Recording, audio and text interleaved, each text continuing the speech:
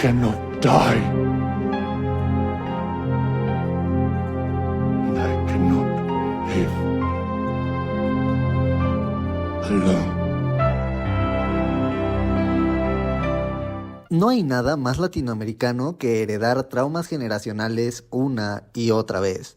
Para nadie es un secreto a estas alturas que Frankenstein de Guillermo del Toro es una excelente película, pero también es al mismo tiempo una mala adaptación, una adaptación que no es fiel al material original. Cambia muchas cosas de raíz. Sí, entiende las bases emocionales de la obra original, pero no adapta fielmente la historia del libro, y esto para muchos puede ser un problema. Pero esta es la historia o la reinterpretación de Guillermo del Toro. Nunca ha sido alguien que se destaque especialmente por darnos películas que sean calca al material original. Así pues, con esto en mente, bienvenidos una vez más al canal. Hoy vamos a analizar la versión de Guillermo del Toro sobre el monstruo primigenio del terror, Frankenstein. Evidentemente, este video contendrá spoilers, así que si aún no la han visto, les recomiendo que vayan a Netflix porque vale muchísimo la pena. Sin más que decir, podemos comenzar.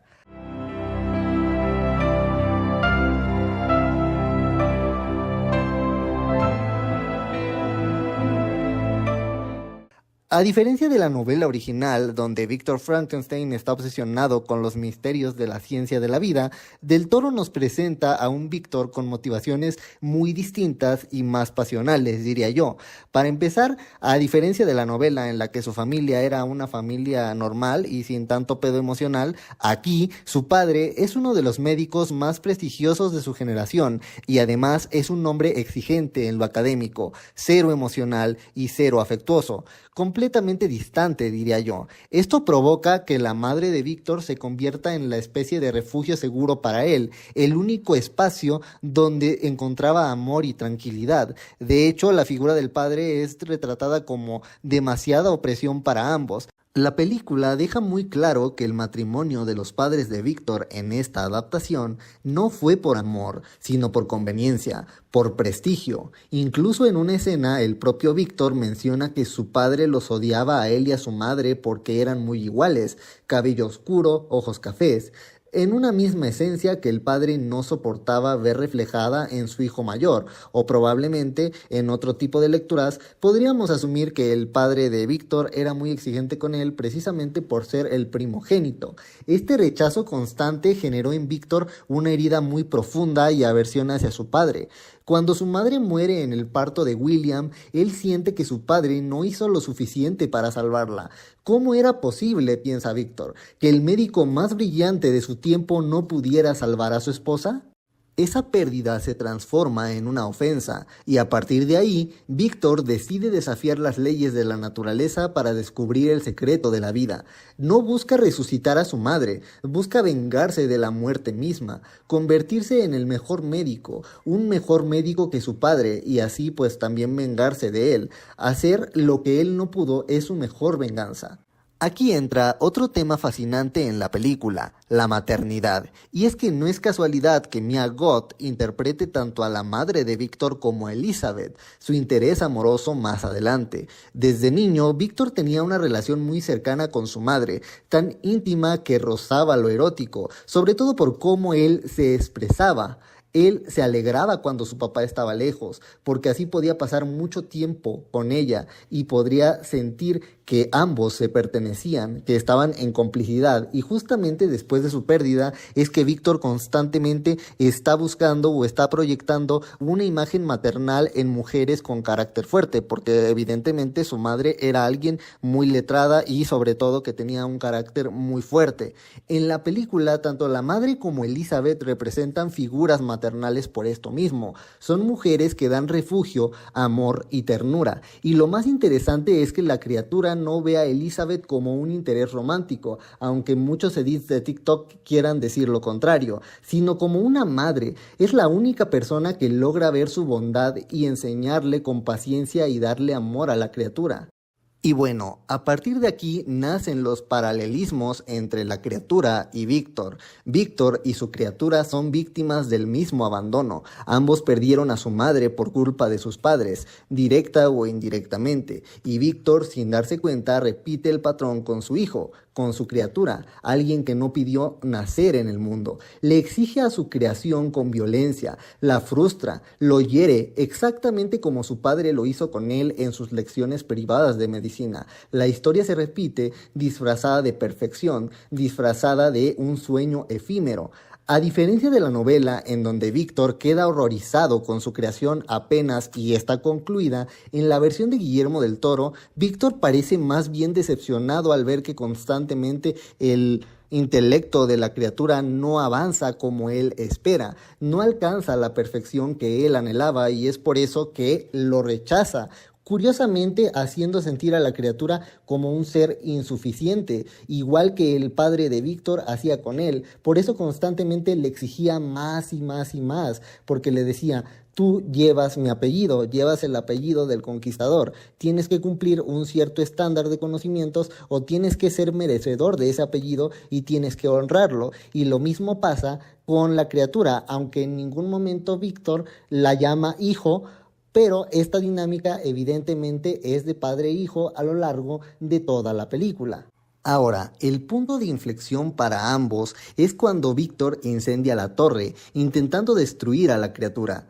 Para mí tiene un pequeño instante de arrepentimiento, ya que intenta regresar pero ya es demasiado tarde. En ese momento parece entender por un segundo los errores de crianza que cometió, que parece ser que en esos gritos desesperados de la criatura por el nombre de Víctor dejaba entender que estaba sufriendo y que tenía algún tipo de conciencia que constantemente Víctor negaba pero que en el fondo sabía que sí tenía. Aunado claro al tema de los celos, porque Elizabeth nunca se entregó sin reservas a Víctor y Víctor nunca comprendió el lazo madre e hijo que tenían la criatura y ella, y es por eso que cuando la criatura le menciona el nombre de Elizabeth, él más bien en lugar de impresionarse actúa desde los celos y el rencor, del miedo a perder a Elizabeth, y entonces es por eso que él se anima a destruir la torre, por celos, por odio. A ver, en ese momento el ciclo se repite. Nunca le dio amor a su hijo y lo condenó a la misma soledad que él vivió cuando su madre murió. Le quitó a su madre, figurativamente hablando, en este caso, Elizabeth. La vida de la criatura lejos de su creador es la parte más devastadora de la película.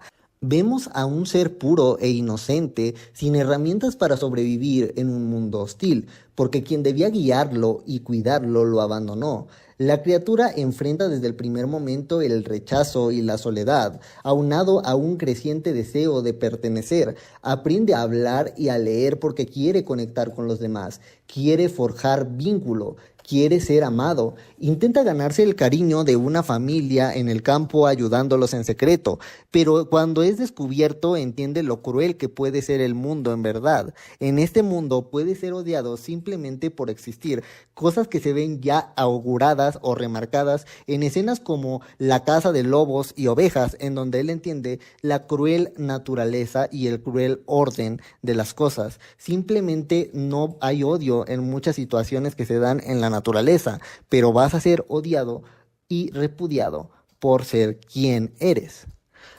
Un punto importante en esta estadía en el campo es su amistad con el hombre invidente que le ofrece no solamente una tregua con la humanidad, le ofrece un vínculo real y un nuevo descubrimiento del mundo, basado en la empatía, pero cuando lo pierde vuelve a quedarse profundamente solo y al descubrir su verdadero origen comprende que no es humano, no pertenece a este mundo. Es por eso que busca morir cuando pierde a su único amigo, su único lugar seguro en este mundo hostil, pero ni siquiera la muerte lo acepta porque es un regalo que incluso su padre le negó.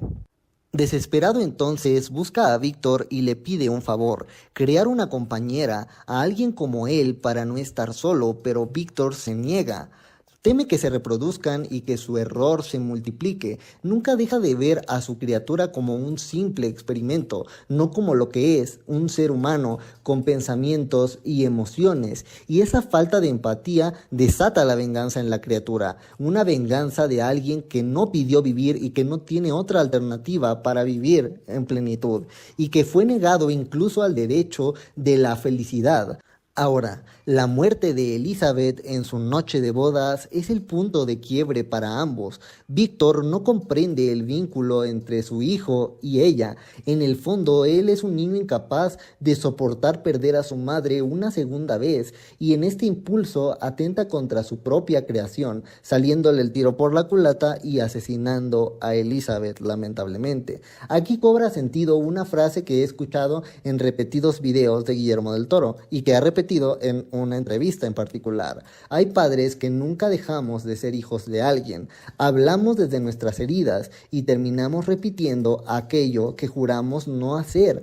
Terminamos repitiendo patrones dañinos para aquellos a los que deberíamos amar y proteger. En su agonía final, Víctor por fin entiende, ve los traumas que creó y la criatura, pese a todo, le perdona y sigue viviendo sin otra opción, aunque el mundo sea cruel, demostrando que los traumas generacionales, por más profundos que sean, pueden romperse y podemos sanar siguiendo adelante. Guillermo del Toro hizo una adaptación que no es del todo fiel a Frankenstein. Hizo algo mucho más íntimo, mucho más personal, una reinterpretación emocional sobre lo que significa ser hijo, padre y criatura al mismo tiempo, alguien incomprendido, cómo el sistema margina también a los que no encajan con este canon de normalidad. En su versión, la tragedia no es haber creado el monstruo, sino el no haber sabido amarlo por lo que es, alguien con vida, alguien maravilloso, un milagro que pudo haber moldeado con amor y muchas cosas buenas desde el principio.